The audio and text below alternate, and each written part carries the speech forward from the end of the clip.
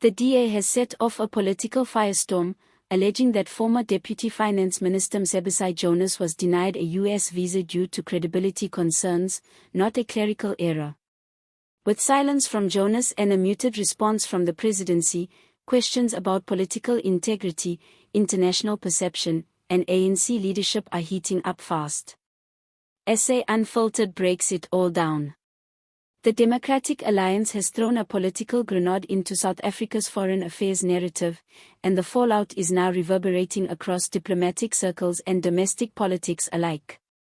At the center of this unfolding firestorm is former Deputy Finance Minister Mcebisi Jonas, who has allegedly been denied a visa by the United States, a move the DA claims is not just routine, but rather an act dripping with political overtones. If the allegations made by the opposition party are to be believed, then this was no bureaucratic hiccup. This was, as they frame it, a targeted snub laced with international consequence, and it may mark one of the most uncomfortable public rifts between South Africa and its key global ally in recent memory. The DA has alleged that Jonas's visa application was rejected by the United States not because of paperwork errors or technicalities, but because of a deeper issue tied to credibility and political scrutiny. What makes this allegation explosive is not merely that a high-ranking former official was blocked from entering a foreign country, it's that the DA believes this was done after U.S. authorities scrutinized Jonas's credentials and found them wanting. In their view, it reflects a growing unease among international partners about the integrity of some of South Africa's former leadership figures, especially those once embedded in the highest rungs of ANC power during the Zuma and early Ramaphosa years. This is no ordinary diplomatic matter. Mcebisi Jonas was once a key figure in South Africa's economic apparatus, lauded for standing up to the Gupta family and famously refusing a 600 million bribe to become finance minister in exchange for influence.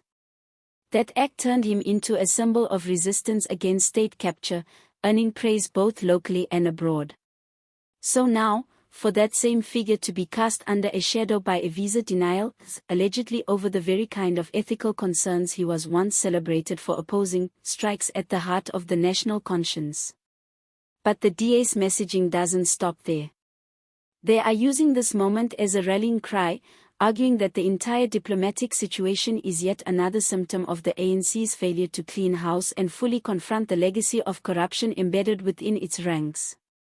According to DA Foreign Affairs spokesperson Emma Powell, the party believes this incident reflects not only on Jonas but on the broader malaise that has plagued South Africa's image on the world stage. She insists that this must serve as a wake-up call, that the time for symbolic anti-corruption posturing has passed, and that even allies like the US are beginning to lose patience with South Africa's inconsistent governance narrative.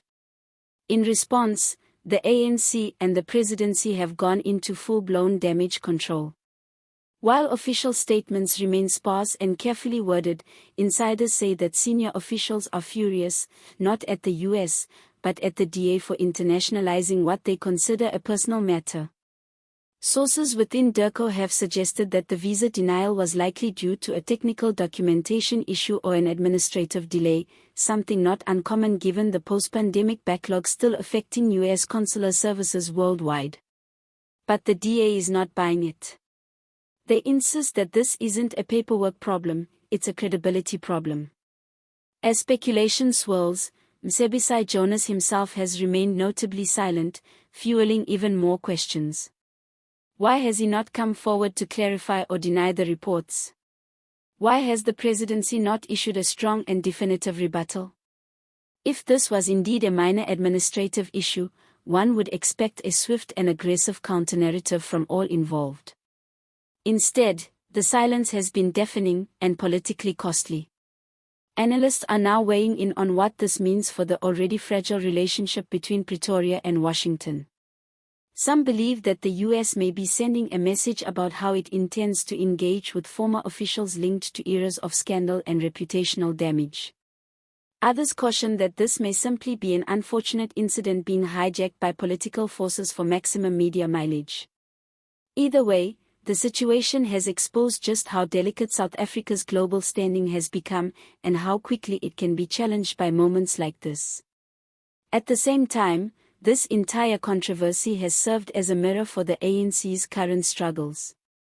The ruling party has been trying, with varied success, to present a picture of renewal and reform in the wake of state capture. The Zondo Commission was supposed to be a cornerstone of that effort.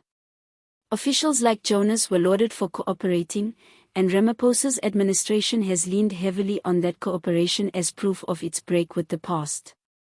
But the DA is now flipping that narrative, arguing that participation in commissions of inquiry does not absolve one from accountability, and that the global community may no longer accept appearances over substance. This episode also lands at a time when the ANC is already under internal strain. The 2024 elections delivered a dramatic political realignment, leaving the party with diminished authority and forced into coalitions that many predict will be unstable. Against this backdrop, any perception that its former or current members are being shunned internationally is politically toxic. The party cannot afford the optics of disrepute, not when trust is already eroded and legitimacy is up for constant public negotiation. For the DA, this is about more than just one man's visa. They're building a case for a broader reckoning, a demand that the country's foreign policy, domestic governance, and anti-corruption measures all be held to the same standard, not just rhetorically but in practice. They're trying to draw a line between integrity and image, between symbolism and substance. And they're using the US visa process, an external mechanism beyond their control, to frame their internal campaign for reform. Whether this moment galvanizes genuine institutional reform or simply becomes another political skirmish remains to be seen. What's clear is that it has forced uncomfortable questions into the spotlight. Questions about who we honor, who we protect, and who we distance ourselves from when the cameras are off. Questions about whether global partners trust our internal processes, or whether they feel the need to act unilaterally. Questions about whether South Africa's political elite truly understand how they are perceived beyond their borders. And perhaps the most important question of all, if even someone like Mcebisi Jonas, long considered one of the good guys in the fight against corruption, can be viewed with suspicion by the world's most powerful democracy, then who in our political elite is truly untouchable? The implications of this are deep and far-reaching, and they're not going away anytime soon.